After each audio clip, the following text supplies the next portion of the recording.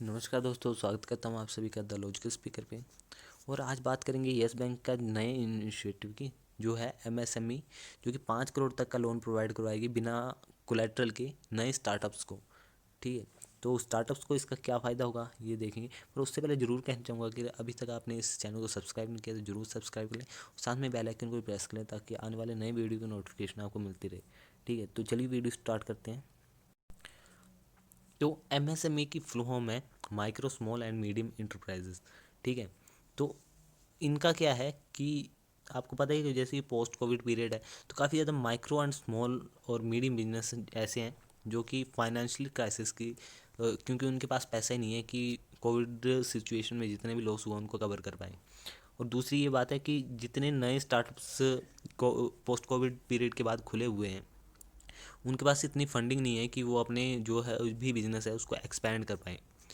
ठीक है, तो यहाँ पर दो सिचुएशन निकल के आती हैं।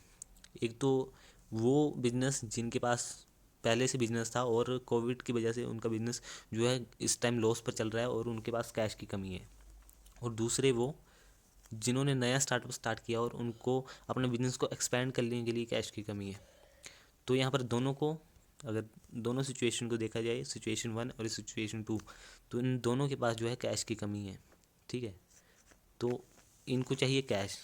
तो ये कैश कौन प्रोवाइड करवाएगा? Yes bank. ठीक है, यही स्कीम है इनकी कि यस बैंक जो है एमएसएमई के नाम से जो है अब नया इनिशिएटिव स्टार्ट किया है जिससे वो इन बिजनेस को जो है लोन प्रोवाइड करवाएगा। ठीक है, तो लोन का अमाउंट है 5 करोड़ रुपए, कि 5 करोड़ रुपए तक का लोन बिना कोलेटरल के ले सकते हैं। ठीक है, तो नितिन गडकरी जी ने इसकी शुरुआत कर ही दी है। ठीक है, उन्हीं के हाथ से इसका जो है शुभारंभ हुआ है। तो गवर्नमेंट भी इसके सपोर्ट में इसलिए है क्योंकि नितिन गडकरी जी ने खुद कहा है यहाँ पर कि जो एमएसएमई है, ठीक है, तो उनका जो है 30% जो इकोनॉमी में पार्ट है, क्योंकि वो 11 करोड़ जॉब प्रोवाइड करते हैं लोगों को। ठीक है, तो 11 करोड़ जॉब कम नहीं होती। ठीक है, तो इसीलिए जो है एमएसएमई को बचाना की जो काफ़ी ज़्यादा ज़रूरत है, ताकि 11 करोड़ जो जॉब्स हैं उनको जो है सिक्योर किया जा सके। जो 11 करोड़ लोगों की जहाँ से रोटी चलती है उनको सिक्योर किया जा सके।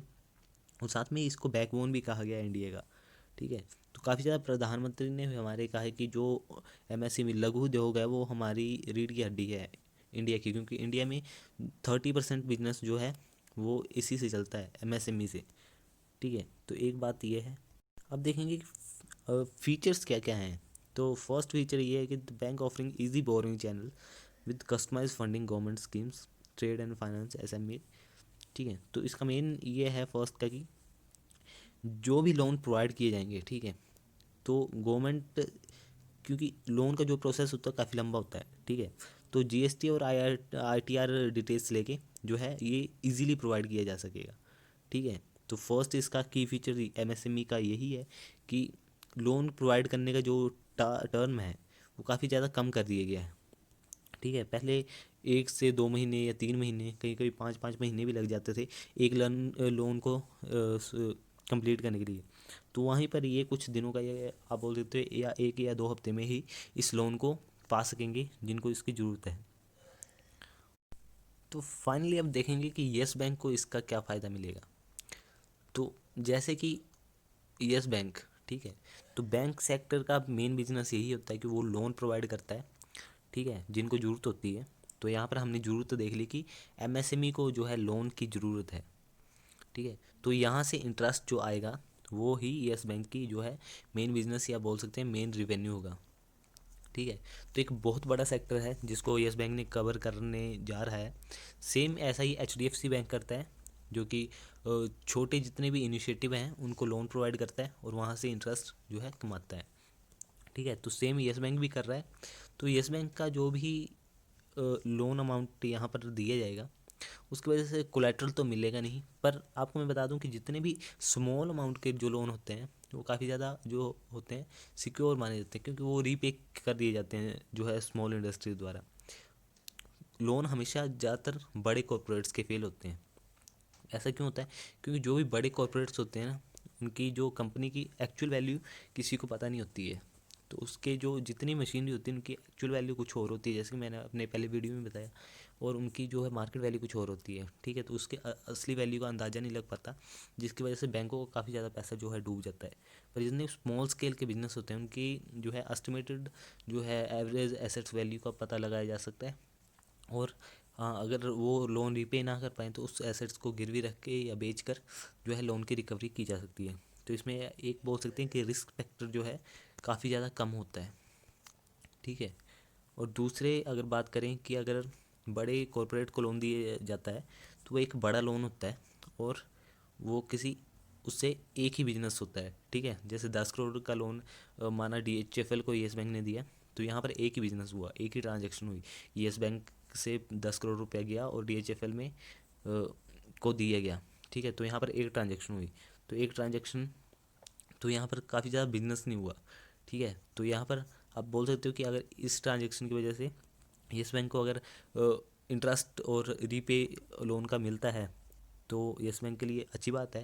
अगर नहीं मिलता है तो पूरे साल में जितना भी येस बैंक ने जो बिजनेस किया वो फेल हो गया, ठीक है। पर इसी में अगर यहाँ पर 1,000 लोगों को अगर लोन दिया गया है, अगर उसमें से 900 बंदों ने भी लोन की रीपेमेंट की है, तो येस बैंक का बोल सकते हो कि बिजनेस अच्छा हुआ है, ठीक है। बाकी का तो वो लोन का जो है रीपेमेंट ले, यही जो है कारण है कि येस बैंक ने जो है नया इनिशिएटिव की तरफ जो है अपना ध्यान रखा है, ताकि ज़्यादा से ज़्यादा लोगों को लोन दिया जा सके और कम से कम रिस्क हो, ठीक है। जैसे कि पहले येस बैंक करता था कि बड़े कॉरपोरेट्स को लोन देता था, पर उसमें रिस्क जो था काफ़ी ज़्यादा हाई था, क्योंकि जितना अमाउंट वो लोन का देता था अगर वो रीपे नहीं हुआ तो इस उनको उनका NPA काफ़ी ज़्यादा बढ़ जाता था, ठीक है। अब छोटे कॉरपोरेट को लोन देने में ये फ़ायदा है कि उनका NPA भी जो है एक टाइप से बैलेंस रहेगा, और जो है येस बैंक को उसका बिज़नेस का जो है इंटरेस्ट तो मिलेगा, जिससे येस बैंक का जो है रिवेन्यू काफ़ी ज़्यादा बढ़ेगा, ठीक है। तो आज की वीडियो में इतना ही। आशा करता हूँ कि आपको अच्छा लगा होगा, और अच्छा लगा हो तो ज़रूर लाइक करें और साथ में कमेंट कर दें, और कोई को साथ में इस चैनल को सब्सक्राइब करना ना भूलें और बेल आइकन को प्रेस कर दें, ठीक है। मिलते हैं नेक्स्ट वीडियो में, तब तक के लिए धन्यवाद।